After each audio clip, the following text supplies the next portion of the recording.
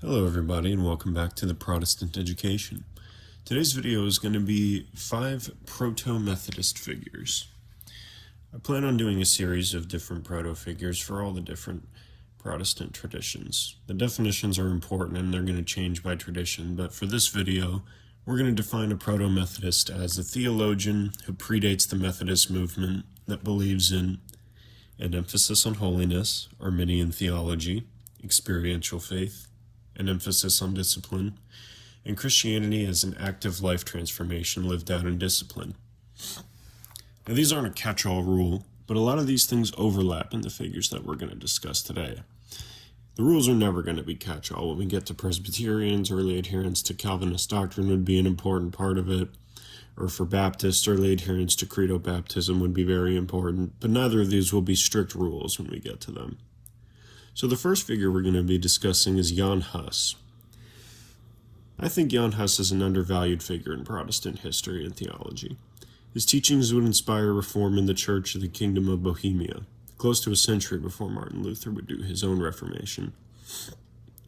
Jan Hus believed that Christianity must be lived, and he fought against corruption in the Catholic Church. He would later pay for it with his life. He's still regarded as a hero to the Czech people. He is also the spiritual father of the Moravian Church, which would go on to inspire John Wesley, who is the father of the Methodist Church. Our second figure for today is going to be Jacobus Arminius. Jacobus Arminius challenged Calvinist theology. As a matter of fact, the 5 points of Calvinism created at the Synod of Dort, which happened after Arminius died, were created as a response to Arminius' teachings. So what were Arminius' teachings? Arminius was against the ideas of unconditional election, the nature of the limitation of the atonement, and irresistible grace. He taught a doctrine of prevenient grace, and said, "The grace sufficient for salvation is conferred on the elect, and on the non-elect if they will. They may believe or not believe, they may be saved or not saved." In other words, he's just saying God's grace is just good enough for us to believe in Jesus and by faith, through grace, receive salvation in the Holy Spirit. Grace enables a response instead of forcing it. Prevenient grace is a doctrine Wesley would inherit and expand upon. So being the founder of Arminianism, it makes sense that, Wesleyan Arminianism would come from him. The third figure we're going to discuss is Philip Spener. I'm not sure if I'm pronouncing that name right, but I really hope I am. Philip Spener is widely regarded to be the founder of Pietism. Though he didn't consider himself a Pietist and really disliked the later Pietists, his teachings given in his Pia Desideria, which I may also be mispronouncing, he emphasized personal devotion as an important part of the Christian walk. He also gave greater emphasis to the idea of lay people Bible study, which was pretty uncommon in the 1600s. He taught and believed that lay people should play a bigger role in the church, and he believed in strengthening the faith of ordinary believers. His contributions led to ideas of personal devotion and having all members of the church live out the Christian life daily. And something I really admire in his Pia Desidera is the point to engage religious discussion with humility and love, avoiding controversy and discord whenever possible to do so.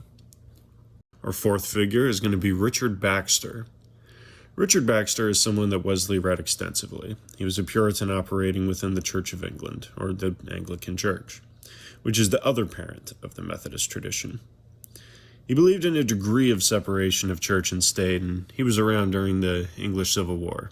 He believed in universal atonement. It was a doctrine he was a big proponent of against the Calvinists, and would debate John Owen about it for a very long time. Baxter contributes moral rigor without despair, which Methodism keeps. Our fifth and final figure for today is going to be Count Nicholas Zinzendorf.